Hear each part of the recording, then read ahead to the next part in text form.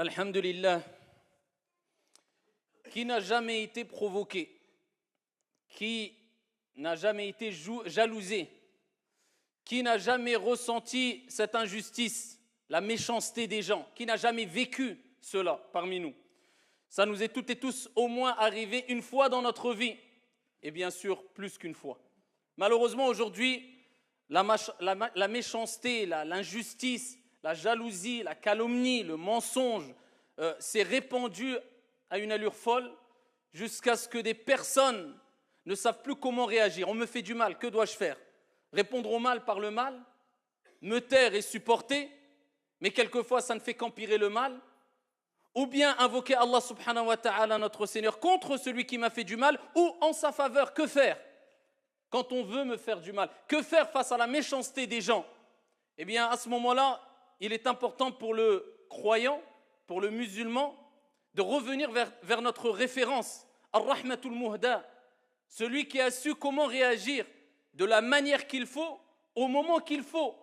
Alors que des gens ont agi avec méchanceté, avec injustice, ont voulu le tuer, l'ont dénigré, l'ont touché dans sa notoriété, dans son intégrité, dans son honneur, l'ont accusé injustement, l'ont calomnié, l'ont jalousé. Comment a-t-il réagi? لَقَدْ كَانَ لَكُمْ فِي رَسُولِ اللَّهِ أُسْوَةٌ حَسَنَةٌ. Notre Seigneur nous dit, vous avez certes dans le messager de Dieu un excellent exemple. Eh bien, revenons vers ce qu'a dit aussi notre Seigneur, tabaraka wa ta'ala, afin de nous informer comment on doit réagir face à ces injustices, face à ces méchancetés. Et aussi, ces versets coraniques nous permettront aussi d'éviter d'être ici du côté des méchants aussi. Parce que quelquefois, on a l'impression que les gens sont méchants autour de nous, nous veulent du mal, mais on oublie que nous aussi, on peut être les méchants. On peut être les injustices sans s'en rendre compte. Et c'est ce qui est le plus grave. C'est quand on commet une injustice, quand on commet un mal, et on ne se rend même pas compte de notre mal, de notre injustice, en pensant peut-être et en prétendant quelquefois malheureusement être sur le bien, et que c'est les gens en face de nous qui sont sur le mal. C'est un problème souvent d'ego. On a envie d'avoir raison. On n'accepte pas le fait de reconnaître nos torts et nos erreurs. Ayyuhal musalloun.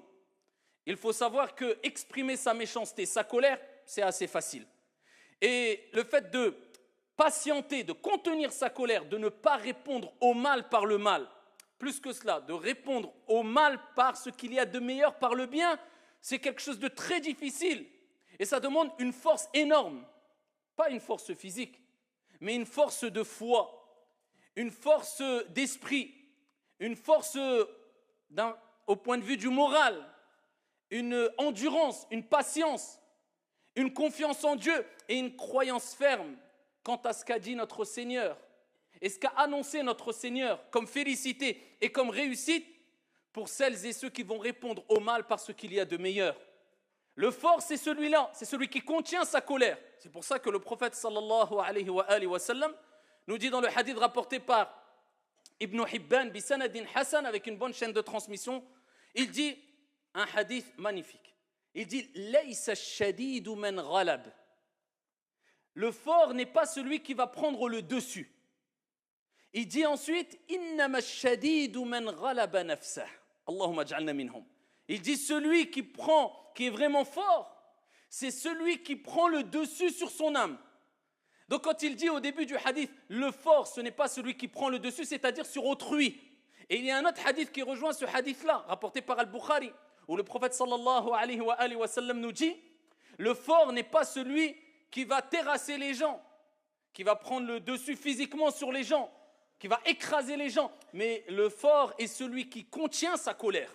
Et dans le premier hadith rapporté par Ibn Hibban, le prophète alayhi salatu wa sallam nous rappelle que celui qui arrivera à prendre le dessus, c'est pas celui qui prend le dessus sur les gens, mais le dessus sur son âme. Parce qu'on sait très bien que Shaitan, Satan, eh bien, va nous cacher les fruits de cette patience.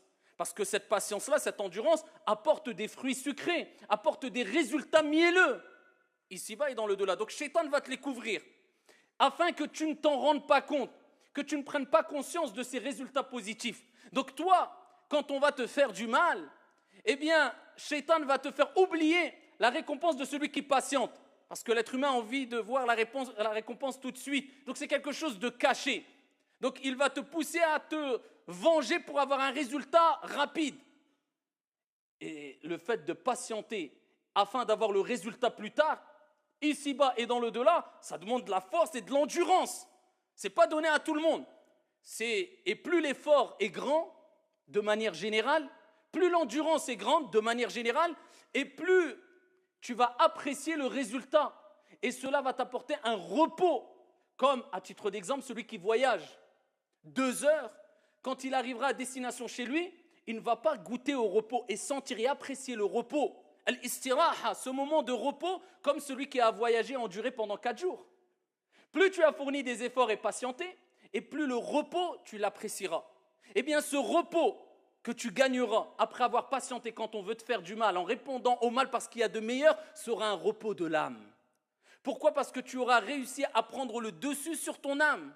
Et plus tu prends le dessus sur ton âme, parce que l'âme est souvent instigatrice au mal, et cette âme-là vit avec toi de jour comme de nuit, plus tu ici réussiras à éduquer ton âme et prendre le dessus sur ton âme, comme le prophète alayhi salatu wassalam a dit et a appelé celui qui le fait le fort, et plus ton âme goûtera à sakina, la sérénité, le repos. Et regardez la personne qui ne répond pas au mal par le mal. On l'insulte, il patiente et il endure, et il n'a pas répondu au mal par le mal. Quand la situation finit, wallah, il se sent fort. Et il se sent, alhamdulillah, quelque part fier de lui. Contrairement à celui qui s'est défoulé, ensuite, qu'est-ce qu'il fait ? Il regrette. Al-ajalatu min ash-shaytan. Car la précipitation, et surtout quand on se précipite afin d'avoir un résultat, ça vient de shaytan en général. Voilà pourquoi Allah subhanahu wa ta'ala nous a rappelé beaucoup de bienfaits quant au fait de patienter face aux préjudices des autres et à l'injustice des autres. Et nous a rappelé ici le mérite que va récolter celui qui a patienté, pas que patienté, parce qu'il y a patienté simplement, mais au-delà de ça, non seulement on te fait du mal, tu ne patientes pas simplement, tu réponds au mal par quelque chose de bien. Allah Jalla wa Ala dit dans le Coran al-Karim, وَلَا تَسْتَوِي الْحَسَنَةُ وَلَا السَّيِّئَةُ. Il nous rappelle, ne réponds pas au mal par le mal. Réponds au mal parce qu'il y a de meilleur. وَلَا تَسْتَوِي الْحَسَنَةُ وَلَا السَّيِّئَةُ. إِدْفَعْ بِالَّتِي هِيَ أَحْسَنُ. Ici, il nous rappelle, réponds au mal parce qu'il y a de meilleur. فَإِذَا الَّذِي بَيْنَكَ وَبَيْنَهُ عَدَاوَةٌ كَأَنَّهُ وَلِيٌّ حَمِيمٌ. وَمَا يُلَقَّاهَا إِلَّا الَّذِينَ صَبَرُوا وَمَا يُلَقَّاهَا إِلَّا ذُو حَظٍّ عَظِيمٍ. Et à ce moment-là, quand tu auras répondu, comme Dieu dit dans le Saint-Coran, au mal, aux injustices, aux insultes, à la méchanceté des gens, parce qu'il y a de meilleurs, eh bien à ce moment-là, tu verras celui avec qui tu avais une animosité. Regardez les termes qu'il utilise Allah Azza wa Jal. Beaucoup de colère, de haine, c'est la guerre entre vous. Une animosité, devenir tel un ami chaleureux. Ya muqallib al-qulub, ô toi qui tourne les cœurs. Allah, il tourne les cœurs. Il change les cœurs. Pourquoi ? Parce que tu as fait l'effort. Parce que tu as fait le premier pas, parce que tu n'as pas répondu au mal par le mal. La personne en face de toi qui te fait du mal, au fond de lui, il sait qu'il fait du mal. Et tu vas l'éduquer en répondant au mal par le bien. Tu vas lui donner une grande leçon. Il va se dire, je lui fais du mal. Je sais pertinemment que c'est du mal. Il me répond par le bien. Tu vas lui faire encore plus mal que si tu répondais au mal par le mal. Allah dit, voilà, celui avec qui tu avais une animosité, devenir tel un ami chaleureux. Mais Dieu dit, mais qui atteindra ce niveau-là, atteindra ce degré-là? Ceux qui sont vraiment patients et endurants. Ce n'est pas donné à tout le monde. Hein? Ce n'est pas donné à tout le monde. Seuls ceux qui ont été comblés d'une grâce immense arriveront à atteindre ce degré-là. Et ça émerveille. C'est pour cela que quand on lit des hadiths du prophète sallallahu alayhi wa sallam, quand il répondait au mal par le bien, on est émerveillé. Et on se rappelle que le prophète était ar-rahmatul muhda et que Dieu l'a envoyé en tant que miséricorde, comme miséricorde pour l'ensemble des mondes. À titre d'exemple, un hadith connu par toutes et tous, rapporté par l'imam al-Bukhari. Vous croyez que ça, ce n'est pas l'application de ce que je dis précédemment? Le prophète sallallahu alayhi wa sallam, lorsqu'il était en voyage et il s'est assoupi sous un arbre et il a accroché son épée sur l'arbre, et qu'il y a une personne qui lui voulait du mal, s'est approchée de lui, lorsque cette personne qui lui voulait du mal s'est approchée de lui, et qu'il a saisi cette épée et l'a brandie face au prophète sallallahu alayhi wa sallam, et que le prophète alayhi salatu wa sallam s'est réveillé brusquement, cet homme-là a dit au prophète alayhi salatu wa sallam, et qui te sauvera maintenant? Ça, il voulait le tuer, en finir avec lui. Il n'aimait pas, il détestait le prophète alayhi salatu wassalam. En face du prophète, il y avait al-maut, la mort. Qui te sauvera maintenant? Le prophète alayhi salatu wassalam, c'est un prophète qui reçoit des miracles, c'est un envoyé qui a un degré de certitude qu'aucun d'entre nous, même réunis, ne pourrait avoir. Il dit Allah, mon Seigneur, Dieu. L'épée est tombée, le prophète a saisi l'épée et l'a pointée vers lui et lui a dit, et qui te sauvera maintenant? Il dit, ô messager, ô Mohammed. Il n'était pas croyant. Il ne croyait pas en Dieu et au prophète Mohammed alayhi salatu wassalam.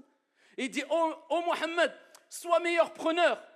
Le prophète alayhi salatu wassalam discute avec lui, lui dit une condition. Est-ce que tu attestes qu'il n'y a de Dieu qu'un Dieu unique et que je suis l'envoyé de Dieu? Il dit non. Il dit non. Est-ce que le prophète a dit donc je te tue? Non.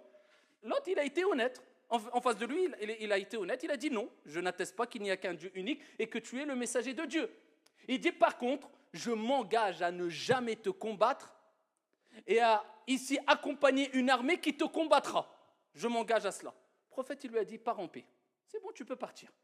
Il est parti alors qu'il voulait tuer le prophète Mohammed alayhi salatu wassalam, avec cette leçon qui est cet homme a répondu au mal, à la mort, par le bien en me laissant libre vers son peuple et il dit Ji'tukum min indi khayrin nas, Mohammed ibn Abdillah alayhi salatu wassalam. Il va voir les gens de son peuple et dit je viens de chez la meilleure des personnes, le meilleur des gens alayhi salatu wassalam. Dans un autre hadith rapporté par l'imam Ahmad, bisanadin Hassan, Abu Bakr as-Siddiq radiyallahu anhu wa arda. Et là, regardez les fruits de celui qui répond au mal par le bien. Ce n'est pas donné à tout le monde, mais les fruits sont mielleux, les fruits sont sucrés. Et tu les récolteras, incha'Allah, et tu goûteras au repos et à l'apaisement de l'âme. Ce n'est pas donné à tout le monde. Mais en prenant conscience de ces hadiths-là, de ces versets, de ces paroles divines et prophétiques, cela va te motiver, te pousser à le faire. Abu Bakr était en présence du prophète alayhi salatu wassalam. Et en face d'Abu Bakr, il y avait des gens qui insultaient Abu Bakr as-Siddiq radiyallahu anhu warda. Ils l'insultaient. Le prophète ne cessait de sourire. Plus les gens l'insultaient et plus Abu Bakr patientait et plus le prophète ne cessait de sourire et continuait à sourire et à montrer sa joie. Abu Bakr n'a pas supporté à un moment et a répondu à certaines insultes. Le prophète alayhi salatu wassalam s'est mis en colère, s'est levé et est parti. Abu Bakr est parti vers le prophète. Il dit, Ya Rasulallah, tu étais auprès de moi, tu souriais. Quand je me suis défendu à un moment, j'étais à bout, je me suis défendu, tu t'es levé et tu es parti. Il dit, car quand tu ne répondais pas, lorsque tu patientais, lorsque tu endurais face à ces insultes, il y avait un ange qui était présent et qui ne cessait de leur répondre et cela me réjouissait. Et lorsque tu leur as répondu, Shaitan, Satan a pris place et il ne me convient pas d'être présent, assis avec le diable. Et il dit, Ya Abu Bakr, il lui donne une recommandation en or. Il dit, Ya Abu Bakr, il n'y a aucune personne qui ne patiente face à une injustice sans que Dieu lui-même, subhanahu wa ta'ala, ne venge cette personne de cette injustice.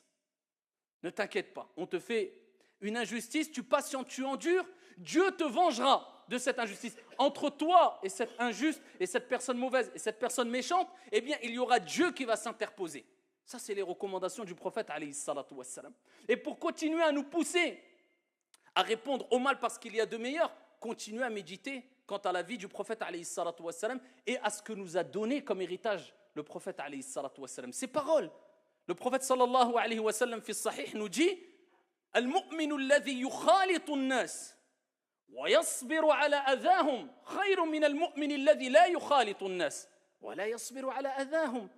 Le prophète le dit clairement, le croyant qui se mélange aux gens, regardez encore le côté sociable, la sociabilité avec laquelle doit vivre le croyant qui se mélange aux gens, الناس, est patiente quant à leurs préjudices, est patiente. Parce qu'il y a des gens, quelquefois, qui disent « Moi, je préfère m'isoler, je ne vois personne, les gens sont méchants, comme si lui était parfait. » Al-kamalu lillah. Peut-être c'est toi qui es mauvais, peut-être c'est toi qui manques de sociabilité, peut-être que... Et de toute manière, tu ne feras pas partie des meilleures personnes. Soit, quelquefois, il est meilleur de s'isoler. Et le prophète le faisait quelquefois. Mais ce n'est pas de s'isoler à tel point où on se coupe complètement de toute société et on s'éloigne de toute personne prétendant qu'eux sont mauvais, nous on est bons.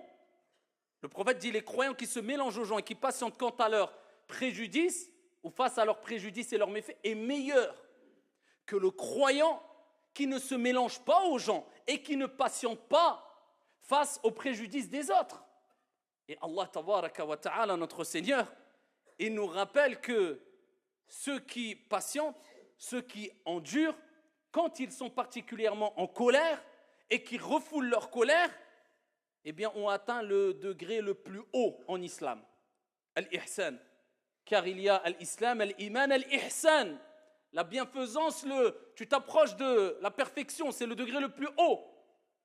Eh bien, Allah Jalla wa Ala dit dans le Coran, وَالْكَاظِمِينَ الْغَيْظِ وَالْعَافِينَ عَنِ النَّاسِ وَاللَّهُ يُحِبُّ الْمُحْسِنِينَ اللهم اجعلنا منهم. Il dit, et ceux qui refoulent leur colère, leur rage, tu es en colère, il contient sa colère, il la refoule. وَالْكَاظِمِينَ الْغَيْظِ وَالْعَافِينَ عَنِ النَّاسِ.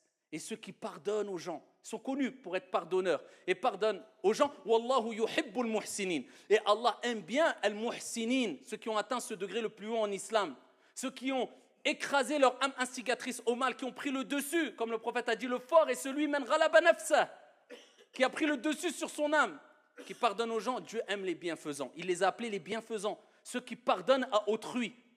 Et parmi les choses à retenir aussi pour éviter de répondre au mal par le bien, pour éviter de répondre au mal par le mal, eh bien, il est important d'éviter de rentrer dans des sujets, dans des domaines, dans des polémiques qui te pousseront à être en colère et peut-être tu vas ne pas réussir à contenir ta colère et rater l'épreuve. C'est pour cela qu'une recommandation que nous a donnée le prophète alayhi salatu wassalam, qui doit être prise en considération de jour comme de nuit par toutes et tous, c'est le hadith rapporté par Abu Daoud, bisanadin sahih, où le prophète sallallahu alayhi wa sallam nous dit, et c'est comme si il nous rappelait, mieux vaut prévenir que guérir. Parce que quand on est dans le feu de l'action, c'est autre chose. Mais avant d'arriver là, tu peux éviter cela. Les conflits, les querelles, les disputes, il dit celui qui délaisse la polémique. Celui qui délaisse la polémique, toute forme de polémique stérile. Quelqu'un te dit c'est blanc, toi tu as le droit d'argumenter en disant non, c'est noir parce que. Il continue, non c'est blanc, arrête-toi, khlas. Mon but c'est de dire, voilà ce que je pense, et tu as le droit et tu dois le dire, avoir cet esprit critique et avoir ton avis. Mais quand lui il persiste, pourquoi tu continues 6 heures alors que l'histoire peut s'arrêter en 4 secondes, 5 secondes? Il t'a dit ça, il a argumenté. Tu as dit, tu as argumenté. Toi, ce qui t'importe, ce n'est pas d'avoir raison, c'est de chercher qui a raison.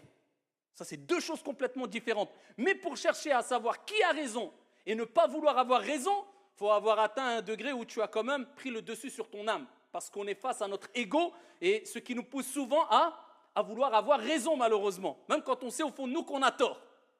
Donc ici, le prophète dit celui qui délaisse la polémique, même s'il a raison, pour nous motiver, nous récompenser à travers notre effort, même si tu as raison.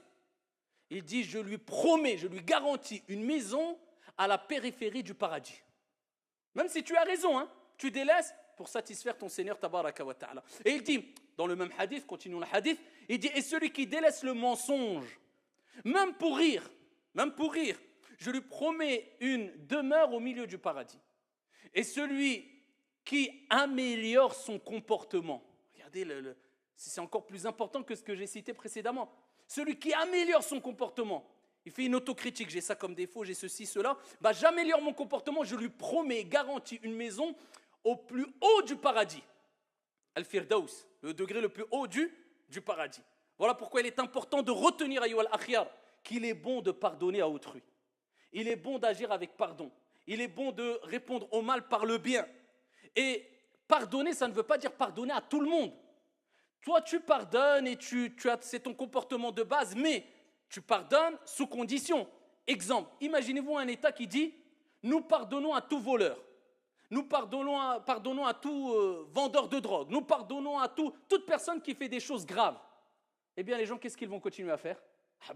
On n'a pas de problème, on nous pardonne, on continue. Tu penses avoir fait le bien, mais toi, tu as cautionné le mal. Tu pardonnes si et seulement si tu sais que la personne a reconnu son erreur. Ou le fait de pardonner à la personne ne va pas permettre à la personne ou motiver la personne à continuer son mal. À ce moment-là, pardonne. Si tu sais que ça ne va pas provoquer des conséquences néfastes, pardonne.